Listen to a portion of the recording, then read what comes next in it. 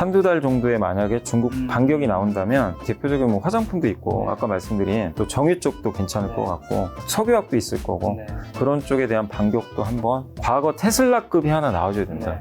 그러지 않는 이상은 좀 쉽지 않다 저는. 라면 쪽은 해외 데이터만 괜찮으면 다시 올라갈 걸로 봐요.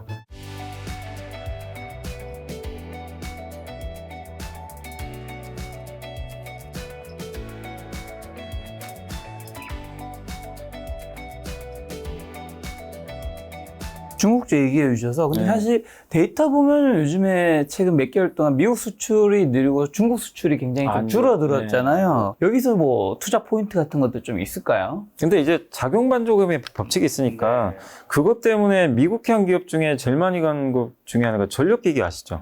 뭐 LS 일렉트릭, 효성중공업 이런 기업들, 뭐 현대 인프라코 이런 기업들이요. 사실 약간 미국형 기업들이다 보니까 굉장히 이제 주가들이 좀 많이 올랐었거든요. 여기 보면 효성중공업, 그죠? 미국형이에요 다. 변압기 쪽인데 그 수출 데이터를 그대로 반영했어요. 그래서 이거를 우린 다 알잖아요. 그래서 지금 단기적인 이슈로는 미국은 너무 좋은 건 알겠고 근데 가격 부담이 있으니까 좀 쉬어갈 수 있다고 저는 봐요. 그래서 중장기는 이쪽이 맞겠죠.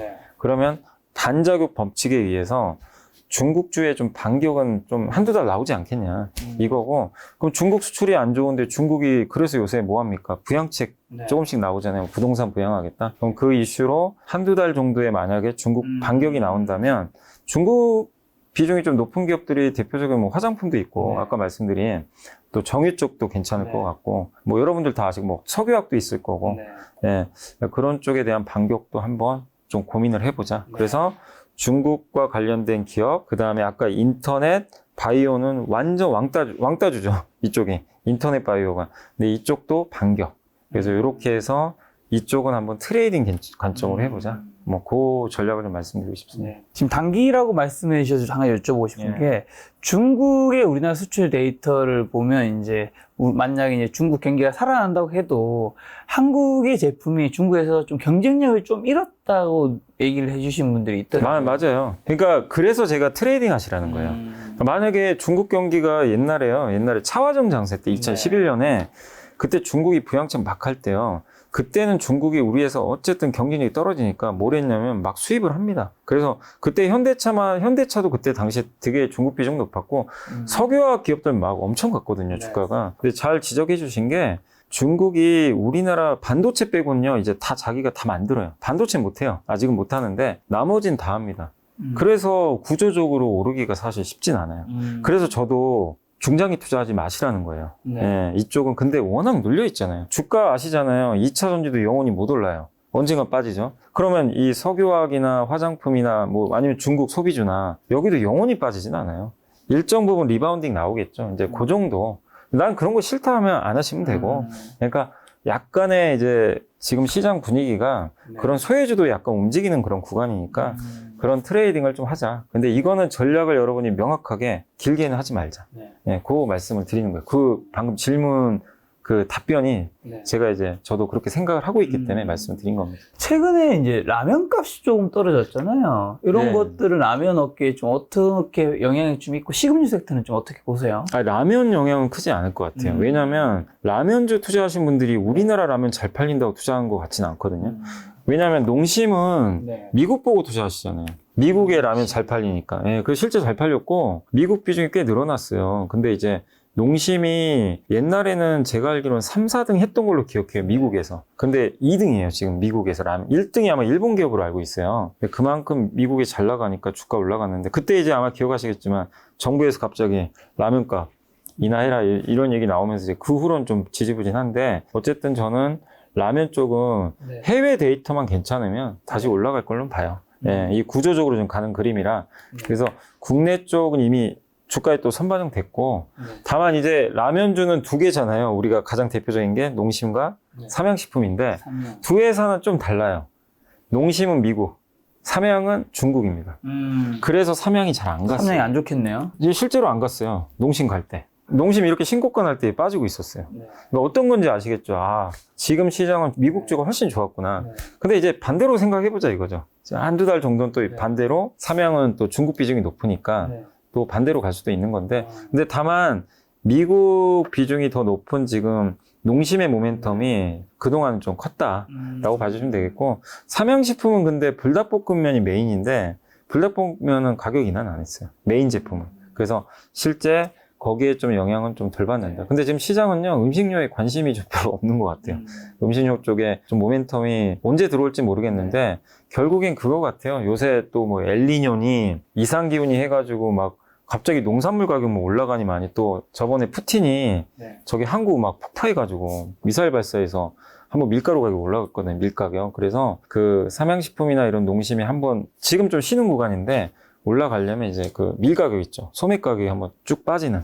그럴 때 한번 다시 한번 이렇게 리바운딩 하지 않을까. 그래서 저는 둘 다 괜찮게 보는데 조금 시간은 필요하다. 올해 상반기에 이제 음료수도 그렇고 소주에도 제로 슈거 이런 것들이 굉장히 키워드가 많이 나왔는데 이게 시장에 어떤 영향을 끼쳤고, 뭐 롯데 칠성인 화이트 진로 같은 데는 좀 이런 게 좋은 영향을 끼쳤나요? 아니요, 전혀 아니었어요. 그게 왜냐면 그게 게임 체인저가 됐으면 바뀌었을 텐데 그 정도 급은 아니었고요. 당시에도 좀 기대감이 있었어요. 근데 지금 롯데칠성 보시면 엄청나게 빠졌죠. 되게 많이 빠졌네요. 이제 오늘이야 좀 오르긴 하지만 그동안 빠졌고, 하이트 진로도 일단 보시면 주가가 그냥 끝없이 빠집니다. 하이트 진로는 켈리라는 그 맥주 나왔잖아요. 아니, 맛있던 것 같은데. 뭐 마셨다고는 하는데 문제가요, 그거를 판매하는 건 좋은데 마케팅비가 많이 들어가요. 점유율 경쟁을 또 해야 되니까. 그러니까 이제 그걸 주가가 반영하면서 빠진 건데, 저는 말씀드리고 싶은 게, 이게 전 작년하고 재작년에도 그랬거든요. 아마 김 작가님도 기억하시겠지만 제가 주류 쪽은 저는 좀 보수적으로 말씀드렸어요. 작년에도. 왜냐하면 여기 아무리 제가 생각해도 구조적으로 성장을 할 수가 없어요. 지금 MZ 세대 분들의 지금 한번 최근의 흐름을 보세요. 폭탄주 안 마십니다. 하이볼. 네. 요새 하이볼로 가죠. 하이볼 많이 팔리면 하이트랑 롯데칠성이 좋을 수가 없어요. 아니면 위스키, 그죠? 와인. 예. 근데 그쪽을 많이 선택하잖아요. 그리고 요새 옛날하고 회식 문화가 좀 다르잖아요. 그렇죠. 옛날에 아시겠지만 몇 년 전에는 그냥 무조건 말았어요. 뭐 테슬라. 예. 그런데 이 업소 같은 데 있잖아요. 그러니까 뭐 식당이나 이런 데서 서로 섞어 마시면 판매가 늘어요. 근데 가정용보다는 사실 거기가 더 중요하거든요. 거기 이쪽은. 또 섞어 마시면 많이 마시거든. 근데 그 문화가 예전 같지가 않아요. 지금은. 그 집에, 그리고 요새 편의점 가시면 맥주가 얼마나 종류가 많습니까? 그러니까 켈리 말고도 이렇게 수제 맥주도 너무 많아. 너무 많으니까. 경쟁자가 그러니까 저는 그거를 2년 전에 제가 본 거예요. 이쪽 산업은 안 되겠다 싶었던 거죠. 근데 그게 지금까지 이어지고 있는 거예요. 그러니까 많이 빠졌으니까 오를 수 있어요. 뭐 롯데 칠성처럼. 근데 저는 뭐 제로 슈거가 나왔다고 해서 이게 바꿀 수 있을까? 이미 그래서 좀 저성장 산업으로 진환이 됐다. 그래서 하이트 진로나 롯데 칠성이 올라가는 방법은 그거 하나 같아요. 그 예전에 테슬라 한번 나온 적 있죠. 하이트 진로 몇 년 전에. 엄청 인기 많았잖아요. 그때가 여기입니다. 점유율 막 그때 올라갈 때요. 그런 빅히트 상품이 또 하나 나와줘야 돼요. 근데 아직은 켈리가 부족해요. 그 정도 급은 아니에요. 그래서 과거 테슬라급이 하나 나와줘야 된다. 그러지 않는 이상은 좀 쉽지 않다, 저는.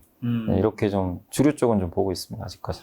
요즘 엔터 섹터는 좀 어떤 편인가요? 엔터가 요새 좀 부진해요. 그렇죠. 예. 그 이유가 YG 엔터 때문인 것 같더라고요. 블랙핑크가 재계약을 해야 되는데 노이즈가 너무 많아요. 한이 많이. 근데 알 수가 없어요, 지금. 왜냐면 제가 알기로는 8월 7일로 알고 있어요. 재계약, 그러니까 계약 만료일이. 얼마 안 남았잖아요. 오늘 저희 촬영한 날이 8월 3일이니까. 그럼 다음 주인데 계약을 하면 좋죠. 좋은데 안 하면 노이즈만 계속 커질 것 같아요. 그리고 리사잖아요, 리사. 리사가 이거 할까 말까 지금 이제 사람들이 보고 있는데 YG엔터도 명확한 답을 못 주니까 일단 노이즈 나왔고 혹시 안 되면 어떡하지? 이 불안감이 있어요. 그래서 일단은 리사가 해준다면 뭐 주가 다시 원상복귀 하겠죠. 또 요새 YG엔터의 보이그룹 트레저가 좀 괜찮은 것 같더라고요, 퍼포먼스가. 그래서 블랙핑크 리스크만 조금 이제 완화되면 저는 엔터주 다시 좀 살아나지 않을까. 그리고 이번에 SM 실적 잘 나왔더라고요. SM이 2분기 실적이 좋은데 3분기도 좋을 것 같아요. 그래서 SM 숫자도 좀 잘 나와서. 근데 다만 이제 SM 숫자 좋으니까 올라왔죠, 좀 최근에. 그래서 지금은 엔터도 약간 소강 상태?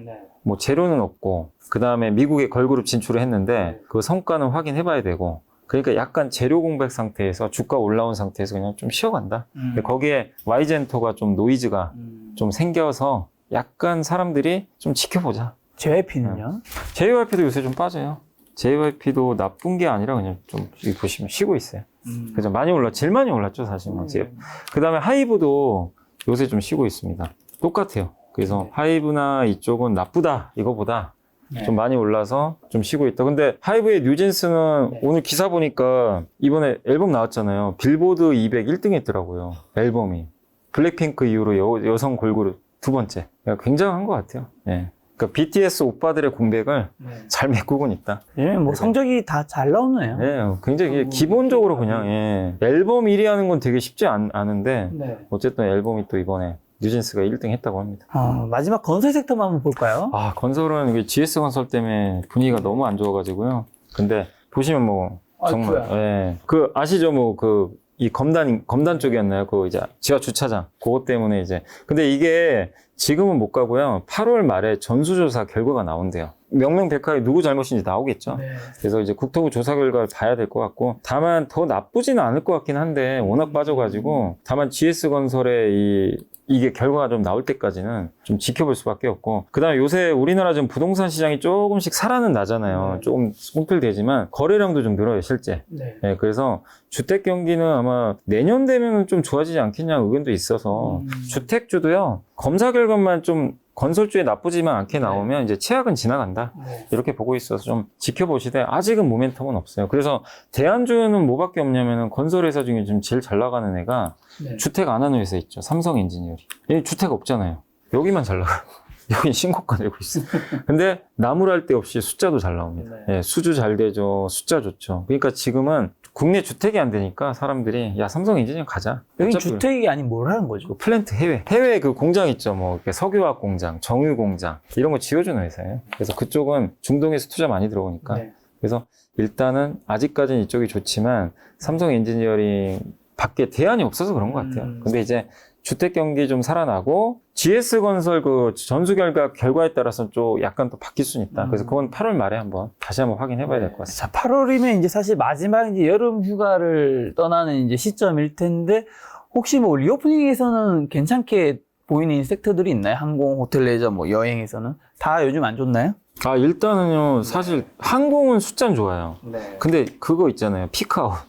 너무 좋은데 이제 이것도 계속 좋겠냐 약간 이 논리가 있는데 숫자는 항공이 제일 좋은데 사실 근데 그냥 이거는 어차피 단기적으로 보는 거니까 어차피 이쪽 레저 섹터를 길게 보기는 어렵잖아요.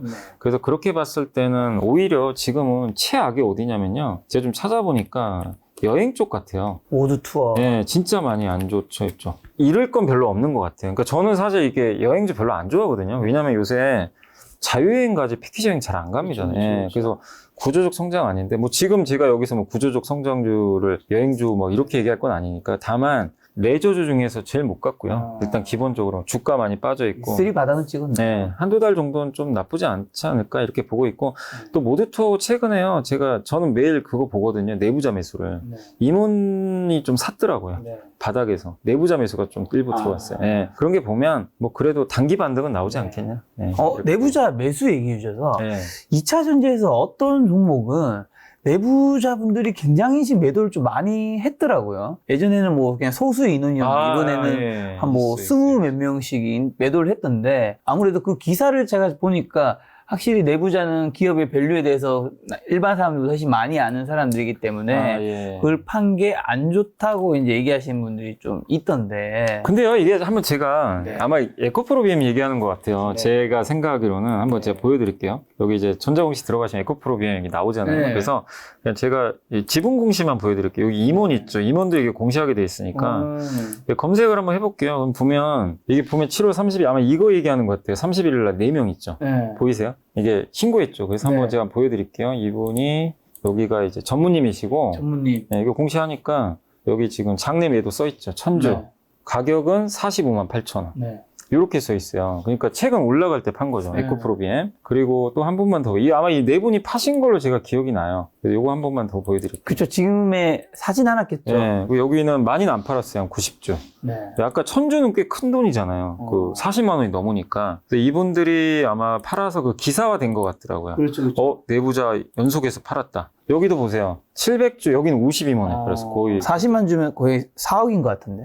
그러니까 여기 700주 52만 원이니까 굉장히 이분 또 높게 파셨어요. 가격도. 그러니까 이제, 이거 보고 이제 이거 다 끝난 거 아니냐 네. 이렇게 생각하실 수도 있는데 근데 이게 꼭 왜 이 말씀을 드리냐면 내부자가 팔아서 고점은 꼭 아니에요. 왜냐 에코프로 BM은요 옛날에 낮을 때도 판 분도 있어요. 그러니까 그렇게 따지면 거의 고점이어야 되잖아요. 그러니까 그거는 내부자들이 뭐 무조건 고점이니까 판다 이게 아니라 자기가 생각했을 땐 야 이 정도면 나 그냥 수익 실현하자. 그리고 반대로요 많이 빠지면 또 사요. 아까 모드투어는 또 사더라고요. 그러니까 제가 당부드리고 싶은 거는 이 내부자 매매를 가지고 고점이냐 저점이냐 알 수는 없어요. 판단하기 힘들다. 예, 그치만 그렇지만 이런 건 있어요. 그 내가 잘 아는 기업인데 주가가 많이 빠졌어요. 근데 어느 날 뭐 대표이사나 내부자가 막 사요. 그럼 바닥인 경우는 좀 많았어요. 내부자들이 자기 돈 주고 사는 거니까 이 정도면 싼 것 같다. 근데 고점에서 팔았다고 그 주가 빠진 건 제가 별로 본 적은 없었어요. 테슬라 고점 팔아도 더 가. 고점 팔고 많이 빠지지 않았었나요? 그런 경우도 있는데 근데 그렇게 따지면 에코프로는 진작 빠졌어요. 그냥. 왜냐면 그 훨씬 밑에서 파신 분이 어쨌든 있으니까. 요거 판 거 가지고 이제 모든 걸 판단하면 안 된다. 네. 근데 이거는 조금 염두에 두실 게 네. 한두 명이 파는 거 말고요. 동시다발적으로 파는 경우들이 있어요. 그러니까 이번에 조금 동시에 팔았죠. 한 몇 명이. 네, 이런 경우는 또 고점인 경우도 일부 있었어요. 그러니까 왜 이 말씀 드리면 이것만 가지고 알 수는 없어요, 사실. 뭐 그럼 이것만 가지고 하면 되겠죠. 근데 이렇게 고점에서 매도가 나오는 경우는 뭐 그렇게 이게 드문 경우는 아닙니다. 네, 그래서 근데 이게 좀 사람들이 놀랬던 건 너무 동시에 나오니까. 근데 동시에 나왔을 때는 좋지 않았어요, 사실은. 예. 한 명이 판 거랑 좀 다르니까. 어쨌든 뭐 그런 구간에서는 우리가 조금 더 조심하면 조심할 필요는 좋겠죠. 있어요. 예. 네. 근데 그거를 무조건 그냥 기준으로만 보진 말자. 여러 가지 상황을 종합해보자.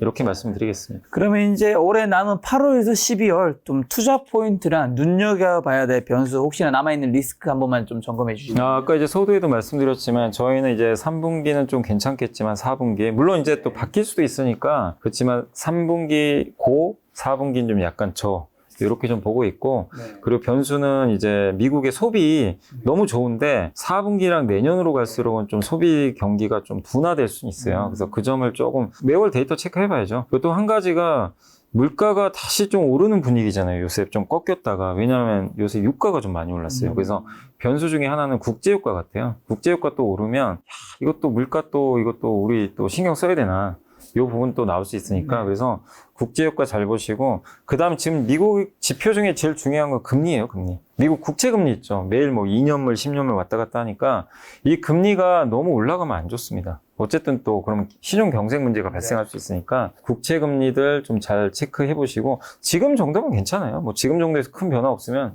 크게 염려하지 마시되 근데 만약에 혹시라도요 금리가 갑자기 어느 날 탁 튀어버린다. 그럼 그때는 조금 조심은 하자. 이 말씀을 좀 드리고 싶고 마지막으로 중국 경기 네, 진짜로 좀 회복될지 3, 4분기에 왜냐면 지금 너무 안 좋은데 이대로 계속 안 좋은 쪽으로 갈지 부양책 효과가 나와서 좀 회복될지 이런 것들을 한번 좀 주요 변수로 좀 봐주시면 좋을 것 같습니다. 알겠습니다. 이사님과는 또 이제 가을인 10월에 다시 한번 인사드리도록 하겠습니다. 오늘 만난 손님은 염산 이사님이었습니다. 지금까지 소중한 시간 함께 해주셔서 정말 감사합니다. 오늘도 김 작가였습니다. 고생 많으셨습니다. 네, 감사합니다.